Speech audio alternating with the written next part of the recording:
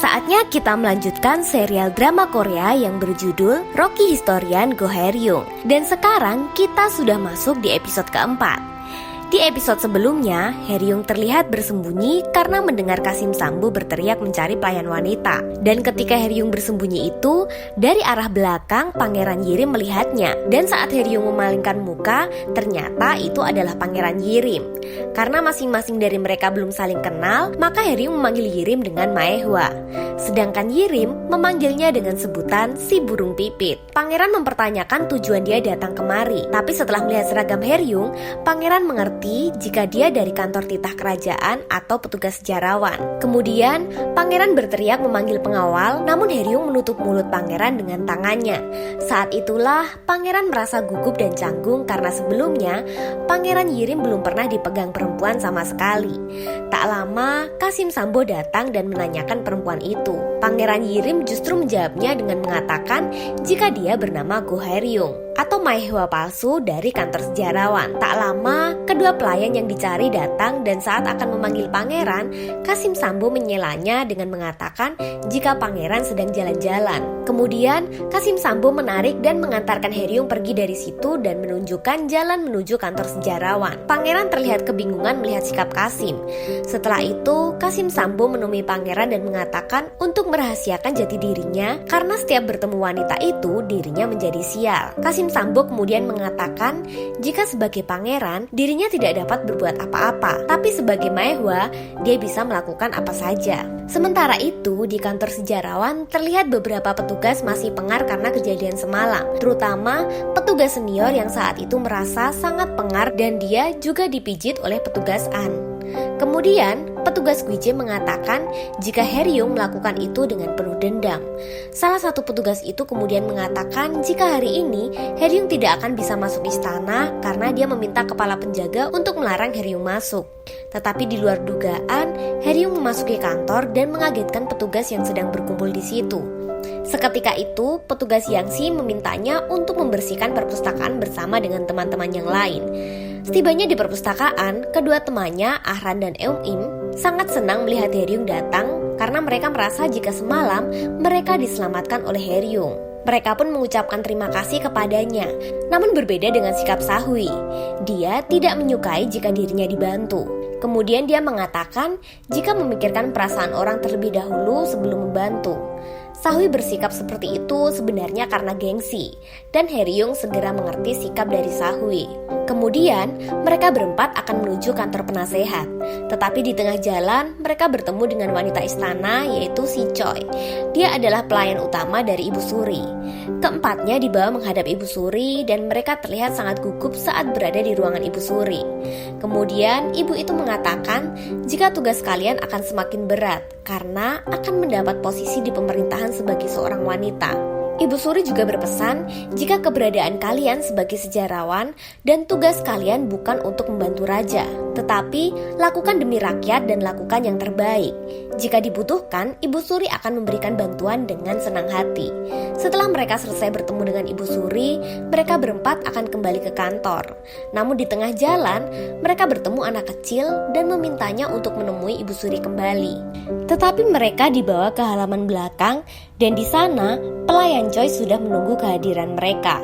Setelah itu, Hae-ryung bertanya alasan dibawa ke sini. Namun, dia justru mendapat tamparan keras dari pelayan Choi. Pelayan Choi mengatakan jika mereka harus mentaati peraturan dan tata krama sebagai wanita istana.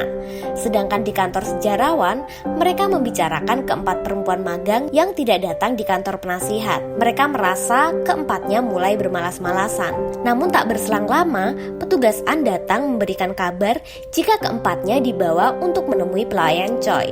Kemudian mereka semua mencari keberadaan keempat perempuan magang tersebut. Scene pun berganti kepada keempat perempuan dan mereka terus mendapatkan ancaman dari pelayan Choi. Dia menyampaikan untuk melupakan yang kalian lihat, seolah-olah menjadi bisu, tuli, dan hanya mendengarkan perintah. Tapi saat itu Hae-ryung mengatakan jika mereka sejarawan dan kenapa harus mengikuti tata krama istana. Perkataan Hae-ryung tersebut semakin membuat marah pelayan Choi. Pelayan Choi beranggapan jika semua wanita dianggap sebagai wanita yang mulia raja saja saat memasuki istana. Jadi sudah sepantasnya mereka mengikuti tata krama sebagai wanita istana sampai mati. Dia mengatakan itu dengan membawa besi panas dan mengancam akan membakar wajah Haeryung untuk memberikan pelajaran. Dan di waktu yang bersamaan, petugas Minwo datang dan mengatakan jika mereka petugas pemerintahan yang sudah sepantasnya mereka tidak mengikuti kalian. Petugas Minwo akhirnya menyuruh mereka pergi. Saat di jalan, Haeryung justru mengkhawatirkan petugas Minwo. Mendengar itu, membuat petugas Gwije semakin kesal dan malah kembali menyalahkan keempat perempuan itu dengan mengatakan ada prosedur dan protokolnya jika memanggil petugas pemerintahan. Bahkan, Ibu Suri sekalipun hanya ada aturan jika akan memanggil kalian. Petugas senior Yangsi bersikeras jika ini kesalahan mereka berempat. Sontak saja, Ara yang mendengar itu meluapkan emosinya dan dia merasa selama di kantor tidak mendapatkan pelajaran apa-apa. Bahkan, petugas yang lain pun tidak memberikan pelajaran mengenai prosedur dan protokol sebagai petugas pemerintahan. Hingga mereka diperlakukan seperti ini. Para petugas juga harus bertanggung jawab atas kejadian ini. Mereka dianggap sebagai dayang istana. Mungkin jika mereka tidak diremehkan di kantor, kejadian seperti ini tidak akan terjadi. Petugas Minwo yang mendengar itu merasa ada benarnya. Kemudian Ahran pergi meninggalkan mereka. Haeryung dan Iyunim mencoba mengejar dan menenangkan Ahran yang saat itu sedang menangis. Dia menyesal mengikuti ujian jika akan diperlakukan dan direndahkan seperti ini. Suasana di kantor itu pun menjadi lebih tenang. Namun petugas Minwo meminta izin kepada petugas senior Yangsi untuk mulai mengajari keempat perempuan magang tersebut. Tanpa diduga, petugas Yangsi mengabulkan permintaan petugas Minwo. Hal itu membuat iri petugas-petugas yang lain karena keempatnya diberikan keistimewaan. Sedangkan di tempat lain terdapat rumah yang berada di tengah hutan. Dan di dalamnya terlihat beberapa orang yang mencetak dan membuat salinan buku. Dan di saat yang bersamaan ada gerombolan orang memegang senjata dan akan menyerang rumah tersebut. Ternyata mereka sedang menyalin buku kisah Hodam yang terlarang itu. Tak berapa lama kehadiran gerombolan itu diketahui oleh orang-orang yang berada di dalam rumah, yang kemudian bersiap perang menghadapi mereka. Karena kalah, mereka pun membakar buku itu untuk menghilangkan jejak. Di sisi lain, konselor Go terlihat tergesa-gesa untuk sampai di rumah. Ternyata, konselor Min Ik-byung sudah berada di rumah menunggu dia datang. Maksud dan tujuan konselor Min adalah untuk menawarkan jabatan sebagai inspektur ketiga kepada dirinya yang bertugas menyidik semua petugas. Namun, konselor Go masih menolaknya dan dia merasa jika jabatan itu bukan untuk dirinya. Justru saat itu, konselor Min mengungkit masa lalu, dan hal itu yang membuat konselor Min yakin jika konselor Go orang yang cocok dengan pekerjaan ini. Kemudian, konselor Go menanyakan alasan mengapa konselor Min ingin menjadikan dirinya sebagai pejabat istana. Ia mengatakan jika semua ini ada kaitannya dengan kisah Hodam. Konselor Min mencurigai Ibu Suri sebagai dalangnya, dan merasa ada bawahannya yang bekerja untuk mencetak dan mengedarkan buku tersebut. Maka dari itu, konselor Min memerintahkan konselor Go untuk mencari orang-orang yang dimaksud tanpa Ibu Suri curiga. Hal itu membuat konselor Go mempertimbangkan permintaan konselor Min. Di tempat lain, terlihat Haeryung sudah selesai bertugas dan terlihat dua pelayan dari Noksodang menunggu Haeryung. Mereka kemudian mengajak Haeryung pergi ke istana dan menemui Pangeran Yirim. Sesampainya di sana, Kasim Sambo berpura-pura menjadi pangeran dan sang pangeran sendiri menjadi Kasim. Melihat Yirim menjadi Kasim membuat Haeryung kaget. Kemudian, Haeryung meminta maaf atas kejadian esok pagi yang memasuki istana tanpa izin. Yirim pun kembali mengatakan jika ingin dimaafkan, dia harus mengikuti perintah Yirim. Haeryung yang mendengar itu pun semakin bingung. Sementara Kasim Sambo yang menjadi pangeran hanya tertawa melihat kelakuan Yirim. Tanpa pikir panjang, Yirim menyuruhnya untuk membersihkan dan membereskan semua tempat di istana. Setelah selesai mengerjakan semua, Yirim memperbolehkan pulang. Tetapi esok hari dan hari-hari selanjutnya, ia diminta untuk datang ke istana. Haeryung mengatakan jika Yirim hanya memanfaatkannya untuk mendapatkan maaf dari pangeran. Kemudian, Haeryung juga meminta maaf jika telah mengkritik mengkritik novelnya. Haeryung mengatakan jika dia baru mengetahui dia seorang Qasim yang hanya ingin mencurahkan rasa cintanya di dalam tulisan novel. Ia juga mengatakan tidak bisa mencintai sepenuhnya sebagai seorang laki-laki. Mendengar itu, Yirim mengatakan jika itu hanya salah paham. Setibanya di rumah, Haeryung merasa sangat gembira. Pelayan setianya kemudian masuk dan bertanya kepada Haeryung tentang dirinya yang merasa gembira. Haeryung pun mengatakan jika hari ini ia bertemu seseorang yang menarik. Dengan antusiasnya, pelayan itu menanyakan laki-laki atau perempuan. Haeryung menjawab ragu-ragu, tapi dia mengatakan dia baru saja bertemu dengan seorang laki-laki. Haeryung menjelaskan jika laki-laki itu tidak bisa mencintai wanita, dan pelayan itu mengetahui jika yang dimaksud Haeryung adalah seorang Qasim. Seketika itu, si pelayan tidak tertarik membahasnya dan pergi meninggalkan Haeryung. Nampaknya Haeryung merasa senang dapat kenal dengan Yirim. Sementara itu, di rumah percetakan yang diserang gerombolan itu, terlihat seseorang yang menggunakan penutup wajah. Ia sedang mencari apakah masih ada korban yang selamat dari kejadian itu. Dan dia menemukan bukti-bukti jika buku kisah Hodam yang terbakar. Tak lama, ada seseorang korban yang selamat dan kemudian diobati dengan dijahit, yang merupakan pengobatan ala barat yang saat itu masih dianggap aneh oleh penduduk Joseon. Rupanya, dia adalah seorang wanita yang kemudian dia terlihat mengunjungi Qasim Sambo dan ternyata dia jugalah yang menyimpan nisan di Villa Onyang. Keesokan harinya, terlihat keempat perempuan magang itu berada di perpustakaan dan beberapa petugas memberikan aturan dan bagian jabatan di kantor itu. Tak lama, petugas senior Hyun memanggil keempatnya dan petugas Minwo mengajak mereka menghadiri rapat yang akan dipimpin oleh Pangeran Jin.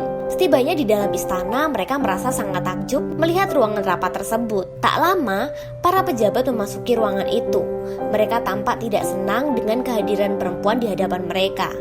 Dan tak lama terlihat juga pangeran memasuki ruangan. Sedangkan di istana Nokseodang terlihat Pangeran Yirim yang menunggu kehadiran Haeryung.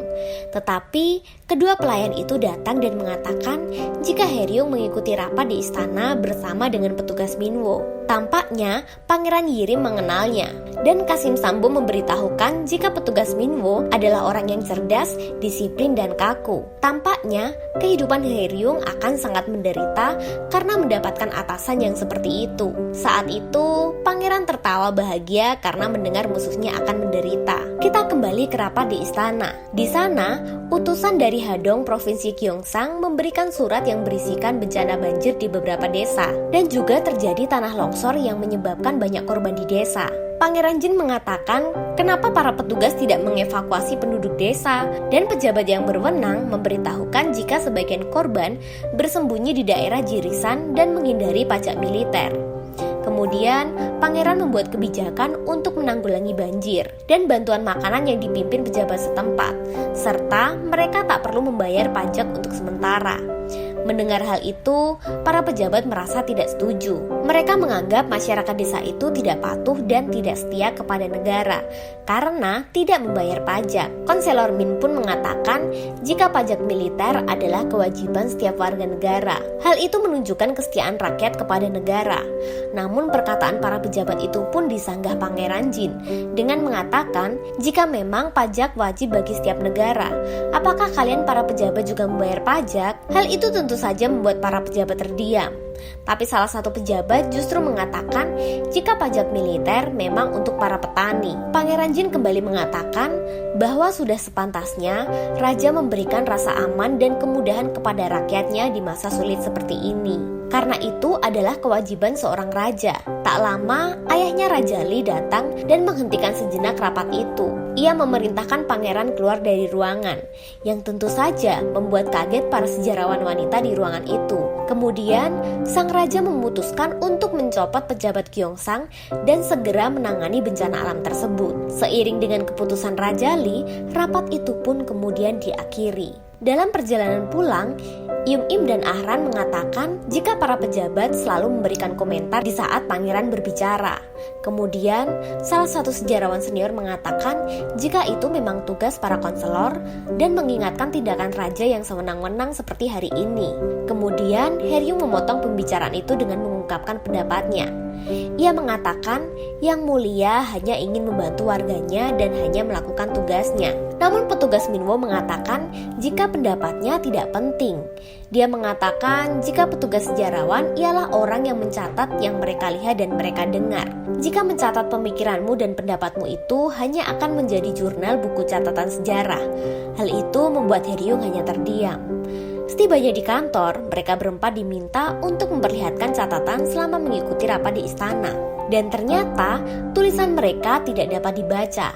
Bahkan mereka pun jadi bahan olok-olokan seisi kantor. Tentu saja keempatnya melakukan pembelaan, terutama Young-min yang mengatakan jika mereka baru pertama kali mengikuti rapat.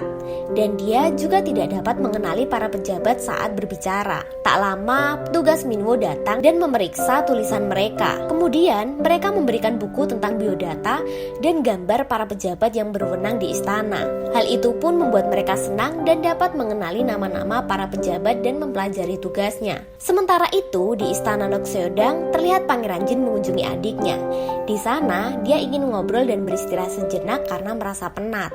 Namun tak berselang lama, dia kedatangan tamu dari wakil konselor kampus kerajaan. Yang selanjutnya, dia memberikan laporan bahwa ada beberapa orang yang tewas di rumah kosong di daerah Imalsan. Dan salah seorang di antaranya selamat karena mendapat pengobatan aneh. Pangeran Jin mempertanyakan pengobatan aneh yang seperti apa dan juga mereka sedang apa di ruangan kosong itu. Kemudian petugas itu mengatakan jika tidak mengetahui secara pasti, namun dari hasil interogasi korban selamat mengatakan ini mengenai buku terlarang yang berjudul Kisah Hodam.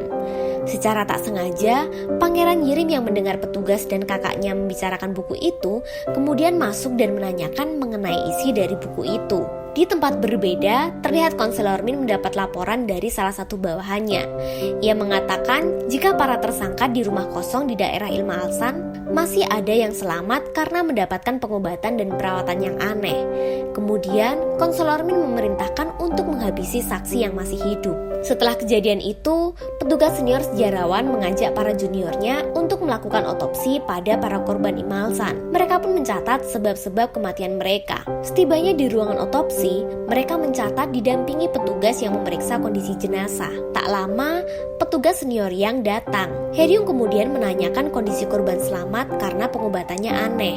Petugas yang mengatakan jika korban selamat itu karena lukanya dijahit menggunakan benang. Karena penasaran, Haeryung pun ingin melihatnya. Namun hal itu pun dilarang oleh petugas yang.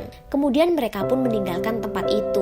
Rupanya secara tidak sengaja mereka berpapasan dengan Pangeran Yirim. Dia merasa penasaran ingin mengetahui seperti apa buku Kisah Hodam yang terlarang itu. Dan dia ingin mendatangi korban selamat dan menanyakan secara langsung. Sesampainya dia di ruang perawatan, dia melihat orang misterius keluar dari ruangan perawatan secara tergesa-gesa.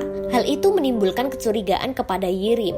Dan ia memutuskan melihat kondisi korban di dalam ruangan. Yang ternyata sudah dalam kondisi tidak bernyawa. Tak pikir panjang, Pangeran Yirim mengejar dan membuntuti orang tersebut sampai ke pasar. Sedangkan Haeryung sendiri yang masih merasa penasaran, kemudian pamitan dengan teman-temannya dan akan kembali ke ruangan perawatan. Kita kembali ke pengejaran. Orang misterius itu mengetahui jika dibuntuti, dan dia pun segera memasuki gang dan bersembunyi. Saat itu, Pangeran Yirim kehilangan jejak dan berusaha mencarinya dengan menyusuri beberapa gang. Namun saat berada di dalam satu gang, ia pun ditodong senjata oleh orang misterius itu. Dan di saat yang bersamaan, Haeryung melihat Yirim dalam bahaya. Ia pun bermaksud untuk membantunya. Karena merasa terpojok dan terdesak, kemudian Yirim mengatakan jati dirinya kepada orang misterius itu.